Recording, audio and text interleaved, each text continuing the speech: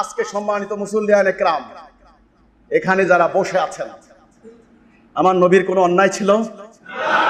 তিনি যখন বললেন ইয়া আইয়ুহান নাস কুলু লা ইলাহা ইল্লাল্লাহ তুফলিহুন, সর্বপ্রথম নিজের চাচা, যাদেরকে আমরা এখন আঙ্কেল বলি, আঙ্কেল, নিজের চাচা ফ্যামিলির লোক আবু লাহাব পাথর তুলে বলল তাব্বা আলাকা ইয়া মুহাম্মদ।